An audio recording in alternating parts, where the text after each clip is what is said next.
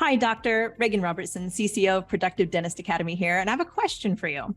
Are you finding it hard to get your team aligned to your vision, but you know you deserve growth just like everybody else? That's why we've created the PDA Productivity Workshop.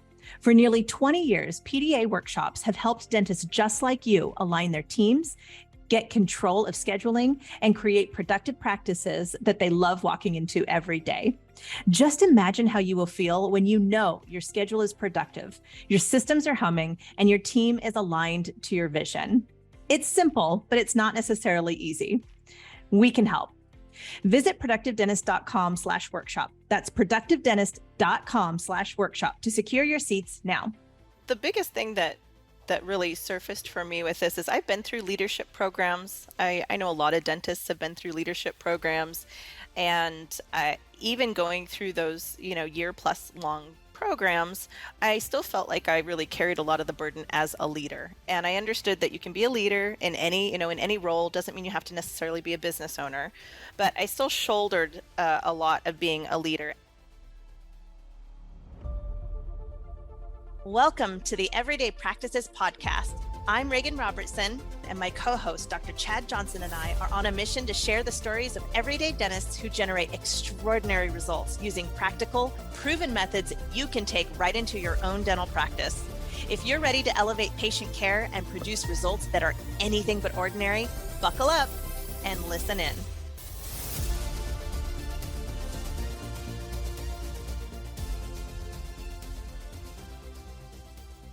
Reagan Robertson here with Everyday Practices, and I have a question for you. What type of boss are you? That's the question Dr. Chad Johnson and I unpack thanks to a white-hot paper Victoria Peterson dropped recently to help dentists and business owners discover what type of boss they are and how it can support and potentially hinder growth.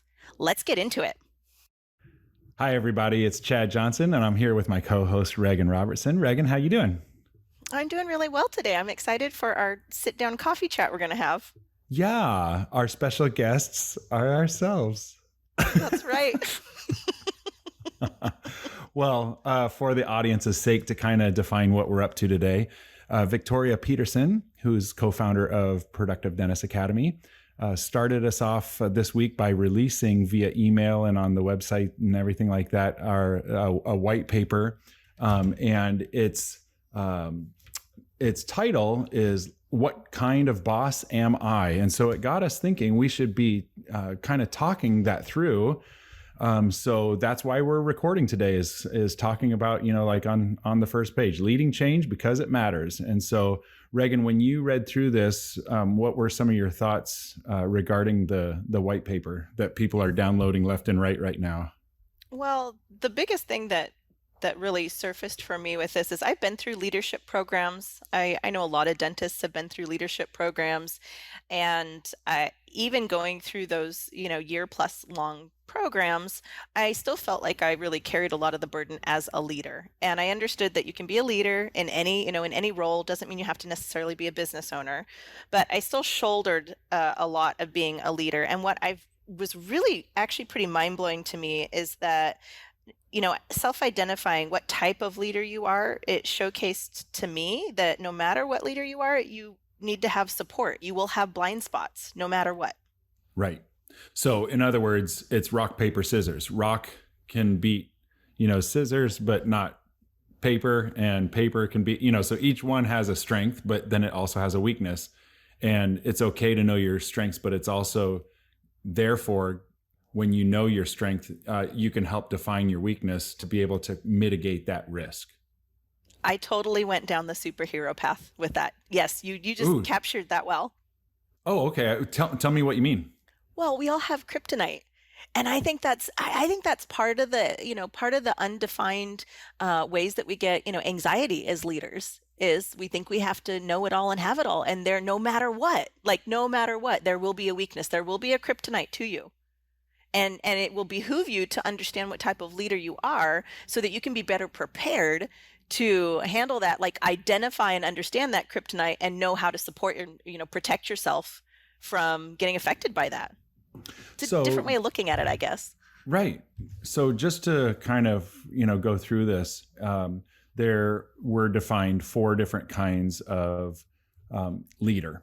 And so let's call ourselves the, out of the leadership styles, the dentist will assume that you guys are the leader. Because I suppose in some, instances, you might be thinking, well, I actually don't lead it and stuff like that. But most people listening to this, you're the leader. So there are 4 different leadership styles. Regan, fill us in on those 4. There's the visionary. Okay, visionary. Improver. Analyst. Okay. And superstar. Ooh, I see an acronym, VIAs. So if we're going down the path, yes, if we're going down the path, for the record, I hate acronyms. But let's go down the VIAs road. You mean IHA? I hate acronyms. Yeah, thanks.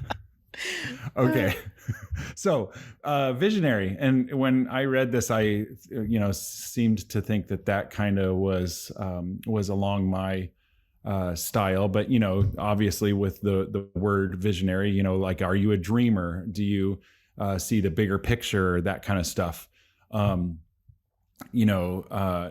are you, creative to think about, the bigger problems, the bigger solutions and stuff like that. So the visionary, there's a blind side to that was highlighted in the paper. And Regan, let's talk about that. Well, I love visionaries. I've worked with a lot of visionaries, and it's a common, I think Victoria's descriptor in it was so appropriate, because they are the big dreamers. They are like, there's no rules for them. They color outside the lines. To them, there are no lines. And as an integrator myself, that's always been really fascinating to see a visionary, because there are no rules. And so the blind side in that, though, is really it's an inability to understand details. And I don't know really if it's an inability to understand the details. I think of our brains like big computer systems, and I don't know that they take up the hard drive space to get the details. I think they know it's possible because they can dream it up. So the details are just what's left underneath it. And so that can be a potentially, we can see, right out of the gate where that would be a huge problem. If you think something is just easy, go do it, and you don't look behind the curtain and realize that there are 52 steps and, 3,000 worth of man hours to get that accomplished. Yeah, it kind of reminds me when I would buy a model airplane or a model car, and my mom totally believed in me. But one funny thing that she'll hate that I brought up, but she'd be like, "You're not going to put that together." And because in essence, she'd be like, it's too detail oriented for you to care to, get done. And I'll be like, no, I got this, and so I, pop the pieces out and, start kind of like looking at it and, figuring out, okay, so these are the wings. All right, so here's the left wing, here's the right wing, sure. And this looks like the fuselage, the body of the plane. Okay, good. Got it. Okay, so I probably need to glue this on here. About an hour into it, I'm just like, this is dumb, and she's like, well, where are you on the instructions? I'm like, I haven't even seen the instructions. You didn't even start them because you just wanted to figure it out yourself. Yeah, I was just like, I don't want to be sequential. I think maybe that's the point is, that a visionary doesn't necessarily love getting sequential in making baby steps to make it happen. So I don't remember if it's the traction, EOS style, or if it's the others that, talk about the visionary versus the integrator. But those are kind of the words that I'm thinking about, where they don't necessarily want to integrate. Because I'm down with making it happen, but I don't stay laser focused on that. Well, I think a good case study for that would definitely be our favorite pal, Elon Musk, who self-identifies as an engineer, but taking his vision of going to Mars. I think her name's Gwen Shotwell. She's the president of SpaceX, and she has been touted as his secret weapon for a very long time. So how do you take such an audacious goal as we're going to Mars and make that a reality, when to us regular humans, it just seems like a really big, overwhelming goal to achieve? So I think supporting yourself, I think in this identification here, I think Victoria highlights really well what type of support you need. So you need someone that has a passion for creating those instruction sheets in a really clear manner so that the team can get aligned and make it a reality. Well, it's funny because, like you said, audacious goal. If Elon said, and what's her name again? Gwynne Shotwell, I think I can look it up here. Yeah, Okay. Gwynne Shotwell. So what's interesting is Elon could say, "Hey, we're going to go to Mars," and someone else could say, "That's going to take a lot of fuel," and he'd be like, "Yeah, like we'll work it out." Like if that's your biggest but that's the dumbest thing. Like who cares? We're like hook more fuel onto the dumb thing. Let's go to Mars.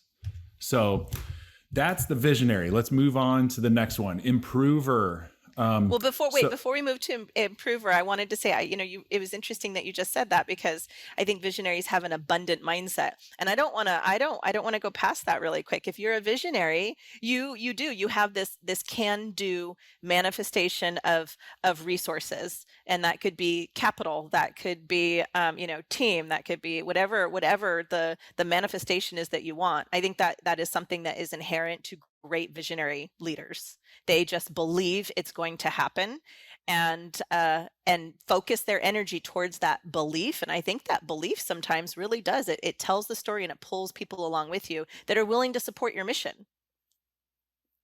So I think that's a very powerful superpower element to the visionary. Yeah. I think we're focusing on the downfall to that, but there definitely is an upside to having a visionary. I mean, really, Absolutely. A company isn't going to be the highest performing if they don't have someone working in the capacity, and hopefully a natural capacity, of being the visionary. Agree. So improvers, constant improvement over time. Is it ever perfect, Chad?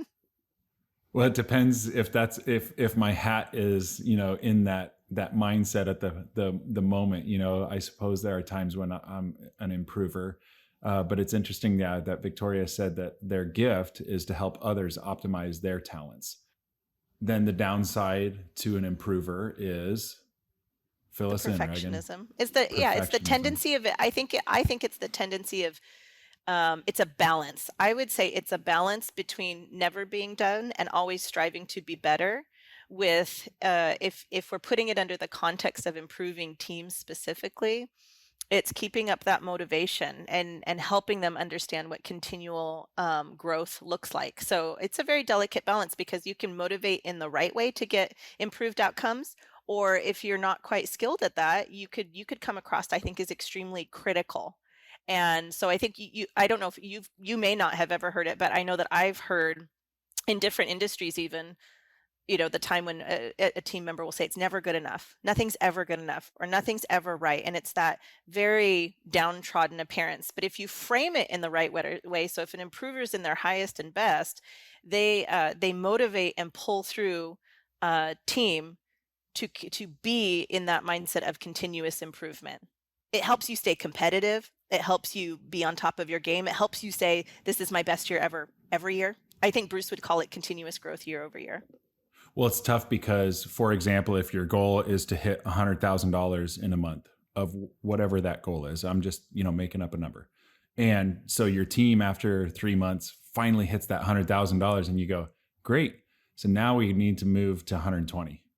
And listen, sometimes that just needs to be done sometimes. I mean, it is what it is, but, or, hey, how last year we revamped our communication system?